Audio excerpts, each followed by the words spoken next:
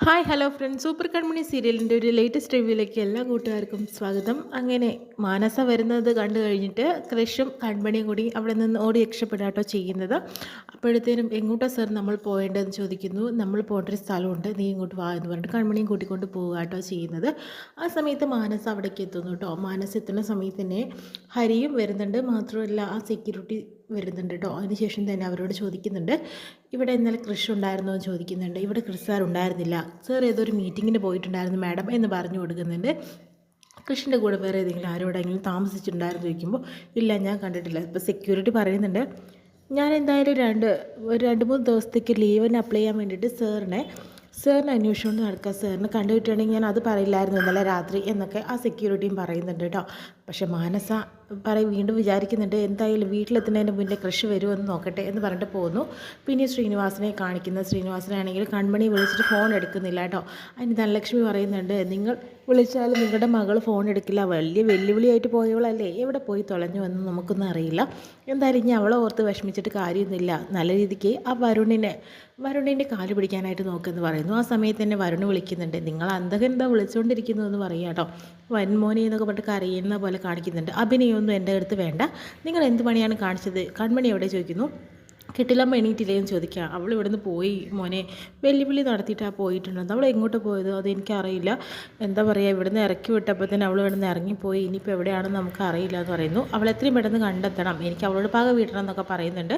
അതിനുശേഷം തന്നെ അവളുടെ അച്ഛനറിയായിരിക്കും അവൾ എവിടേക്കാണ് പോയിട്ടുണ്ടാവുക എന്ന്, അയാൾ പറയുന്നുണ്ടെങ്കിൽ കേൾക്കാം എന്നൊക്കെ പറഞ്ഞു കൊടുക്കുന്നുണ്ട്. അങ്ങനെ ശ്രീനിവാസൻ പറയുന്നുണ്ട്, കൺമണി അന്വേഷിച്ചുകൊണ്ട് നടക്കുകയാണ്, എന്തായാലും കൺമണിയെ കണ്ടുകിട്ടി അവൻ വെറുതെ വിടില്ല എന്നും പറഞ്ഞു കൊടുക്കാട്ടോ ചെയ്യുന്നത്. അതിനുശേഷം വീണ്ടും കാണിക്കുന്നത് മാനസയാണ്. മാനസയും വരുണ് വിളിക്കാട്ടോ ചെയ്യുന്നത് മാനസയോട് സംസാരിക്കാൻ വേണ്ടിയിട്ട്.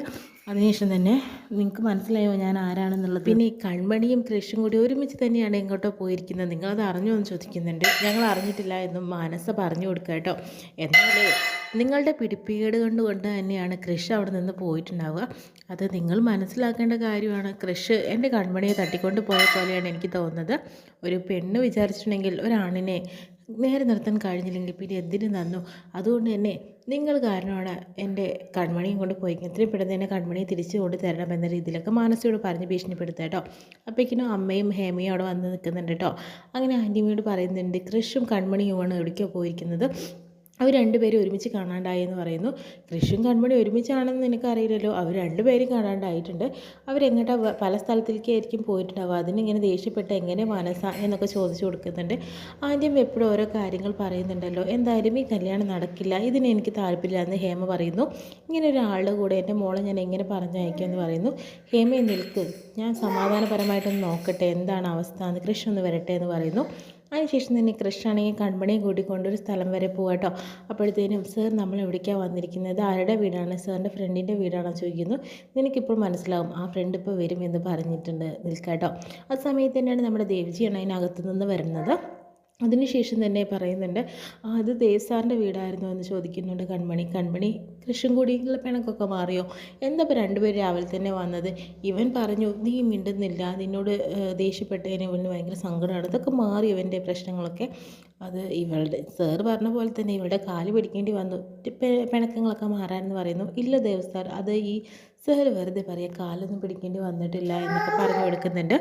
അതിനുശേഷം തന്നെ സാർ ഞാനിവിടെ വന്നിരിക്കുന്നത് എന്തിനാന്ന് വെച്ചിട്ടുണ്ടെങ്കിൽ കൺമണിയെ കുറച്ച് ദിവസം ഇവിടെ നിർത്താൻ വേണ്ടിയിട്ടാണെന്ന് പറയുന്നു. അപ്പോൾ കൺമണി പറയുന്നുണ്ട്, അയ്യോ സർ എനിക്കതൊന്നും വേണ്ട, ഞാൻ പൊയ്ക്കോളാം എന്ന് പറയുന്നു. ഞാൻ ഇങ്ങോട്ടാണ് വരുന്നതെന്ന് അറിഞ്ഞിട്ടുണ്ടായിരുന്നെങ്കിൽ ഞാൻ വരില്ലായിരുന്നു എന്ന് പറയുന്നു. എന്താ കൺമണി അങ്ങനെ പറയുന്നത്, ഇത് കൺമണിയുടെ വീടാണെന്ന് വിചാരിച്ചോ, അതുകൊണ്ട് തന്നെ കൺമണി ഇവിടെ നിന്നോളൂ, എനിക്കൊരു വിഷമവുമില്ല, ഞാൻ കൺമണിയെ നോക്കിക്കോളാം എന്ന രീതിയിലൊക്കെ ദേവ് സാർ പറഞ്ഞു കൊടുക്കുന്നുണ്ട് കേട്ടോ. സാറിന് ബുദ്ധിമുട്ടാവില്ല എന്ന് പറയുന്നുണ്ട്. കൺമണിക്ക് ഇവിടെ നിൽക്കാൻ താല്പര്യമുണ്ടോ ഇല്ലേ, അത് മാത്രം എനിക്കറിയാം, എസ് ഓർ നോ ആ ക്വസ്റ്റ്യൻ മാത്രമേ ഞാൻ ചോദിക്കുന്നുള്ളൂ എന്ന് പറയുന്നു. എനിക്ക് താല്പര്യമുണ്ടെന്ന് പറയുന്നു, ഇതൊരു ഭാഗ്യമുള്ള കാര്യമല്ലേ എന്ന് പറയുന്നു. എന്നാൽ കൺമണി അങ്ങോട്ട് ചെല്ല്, എന്തായാലും കൺമണി ഒരു കാര്യം ചെയ്യും, അച്ഛനെ വിളിച്ച് കാര്യങ്ങൾ സംസാരിക്കും. പെൺകുട്ടികൾ വീട്ടിൽ നിന്ന് ഇറങ്ങി പോന്നിട്ടുണ്ടെങ്കിൽ ഒരു അച്ഛനും അമ്മയ്ക്കും എത്രമാത്രം വിഷമാവും എന്നുള്ളത് അറിയോ, അതുകൊണ്ട് തന്നെ കൺമണി വീട്ടിൽ വിളിച്ചതിന് ശേഷം തന്നെ അച്ഛനോട് കാര്യങ്ങൾ സംസാരിക്കാൻ പറഞ്ഞു കൊടുക്കാട്ടോ ചെയ്യുന്നത് ദേവിജി. അതിനുശേഷം തന്നെ കൺമണി വീട്ടിലേക്ക് വിളിക്കുന്നുണ്ട്. അതായത് ശ്രീനിവാസനെ വിളിച്ച്, ഞാൻ ദേവിജിയുടെ അടുത്താണ്, എനിക്കിവിടെ കുഴപ്പമൊന്നുമില്ല എന്ന് പറയുന്നു. സന്തോഷമായി മോളെ മോളെ കാണാഞ്ഞിട്ട് ഞാൻ അത്രയും വിഷമിച്ചുകൊണ്ടിരിക്കുകയായിരുന്നു. എന്തായാലും എൻ്റെ മോള് വന്നില്ലേ, അതുകൊണ്ട് തന്നെ എനിക്ക് ടെൻഷനൊന്നുമില്ല, എനിക്ക് സന്തോഷമുള്ളൂ. മോള് നല്ലൊരു കൈകളിൽ തന്നെയാണ് എത്തിയിരിക്കുന്നത് എന്നൊക്കെ പറഞ്ഞ് മനസ്സിലാക്കി കൊടുക്കുന്നുണ്ട്. അതിനുശേഷം ഞാൻ ദേവിജി ഫോൺ വാങ്ങിയിട്ട് ശ്രീനിവാസൻ വിഷമിക്കേണ്ട കാര്യമൊന്നുമില്ല, കൺമണി അവൾ ഇവിടെ തന്നെയുണ്ട്, സുരക്ഷിതയാണ്, ഞാൻ അവളെ എൻ്റെ മകളെ പോലെ തന്നെയാണ് സ്നേഹിക്കുന്നത്. എനിക്കറിയാം സാറിന് അവൾ മകളെ പോലെയാണെന്ന് എനിക്ക് നല്ലപോലെ അറിയാം. സാറിൻ്റെ കയ്യിലല്ലേ, അവിടെ എനിക്ക് ടെൻഷനില്ല എന്ന് പറഞ്ഞ് ഫോൺ കട്ട് ചെയ്യുന്നു. കൺമണി, നീ എൻ്റെ മകളെ പോലെ തന്നെ നിൽക്കുന്നത്, നീ എന്തായാലും മേലെ പോയിട്ട് റൂം സെലക്ട് ചെയ്തെടുത്തോ. ഞാൻ എന്തായാലും ഓഫീസിൽ പോകാൻ ടൈമായി, നീ റെഡി ആയിട്ട് വാ, നമുക്ക് ഓഫീസിലേക്ക് പോകാമെന്ന് പറയുന്നു. കൃഷ് പറഞ്ഞു, ഞാൻ എന്തായാലും വീട്ടിൽ പോയിട്ട് വരട്ടെ, കാര്യങ്ങളൊക്കെ അറിഞ്ഞിട്ട് വരട്ടെ എന്ന് പറഞ്ഞിട്ട് കൃഷ് പോകുന്നു കേട്ടോ. അതിനുശേഷം തന്നെ പിന്നെ കൺമണിയോട് പറയുന്നുണ്ട്, അച്ഛന് കൂടെ ഇല്ല എന്നുള്ള വിഷമം വേണ്ട, നിൻ്റെ അച്ഛൻ തന്നെയാണ് ഞാൻ, അതുകൊണ്ട് എന്നോട് എല്ലാ കാര്യങ്ങളും നിനക്ക് സംസാരിക്കാമെന്നും പറഞ്ഞു കൊടുക്കുന്നുണ്ട്. അതിനുശേഷം വീണ്ടും ശ്രീനിവാസനാണെങ്കിൽ അമ്പലത്തിൽ നിന്ന് വരുമ്പോൾ സന്തോഷത്തോടു കൂടിയാണ് വരുന്നത്. അങ്ങനെ അച്ചച്ച എന്തായി കാര്യങ്ങളൊക്കെ, അപ്പയെ വിളിച്ചിട്ട് കിട്ടിയെന്ന് പറയുന്നു. കിട്ടിയിട്ട് അവളോട് സംസാരിച്ചു, അവൾ ദേവിച്ചിട്ട് എടുത്തിട്ടുണ്ടെന്ന് പറയും. സമാധാനമായി അപ്പോൾ എനിക്ക് പ്രശ്നമൊന്നുമില്ല എന്ന് പറഞ്ഞു കൊടുക്കുന്നുണ്ട്. അങ്ങനെ അമ്മായിമാർ പറയുന്നുണ്ട്, ഇന്ന് ഓഫീസിൽ പോകുന്നത് എന്തിനാന്ന് വെച്ചിട്ടുണ്ടെങ്കിൽ എനിക്ക് കൺമണിയെ കാണാൻ വേണ്ടി അവളോട് ചോദിക്കണം എന്ന് പറഞ്ഞിട്ടാണ് ഇറങ്ങുന്നത്. ഈ വീട് തിരിച്ചെടുക്കാൻ പറ്റുമോ ഇല്ലെന്ന് ഞങ്ങൾക്ക് അന്വേഷിക്കണം എന്ന രീതിയിലേക്ക് ശ്രീനിവാസനോട് അമ്മായിമാർ പറഞ്ഞു കൊടുക്കുന്നുണ്ട്.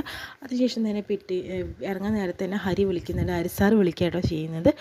സുലോചന, നിങ്ങൾ ഇന്ന് കമ്പനിയിലേക്ക് വരണ്ട എന്ന് പറയുന്നു. അതെന്താ സാർ, നിങ്ങൾക്ക് 3 മാസത്തെ ലീവ് അനുവദിച്ച് തന്നിരിക്കുകയാണ്, എന്തായാലും ഇനി 3 മാസം കഴിഞ്ഞിട്ടേ വരുള്ളൂ, അതെന്താണ് മാനസ മേഡത്തിൻ്റെ ഉത്തരവാണ്, അതുകൊണ്ട് തന്നെ വരണ്ട എന്നൊക്കെ പറഞ്ഞ് അവർ ഞെട്ടി നിൽക്കാം കേട്ടോ. ഇത്രയും കാണിച്ചുകൊണ്ട് ഇന്നത്തെ എപ്പിസോഡ് വിശേഷം കഴിയുന്നത്. പ്രേമമായിട്ട് നമുക്ക് വീണ്ടും കാണാം.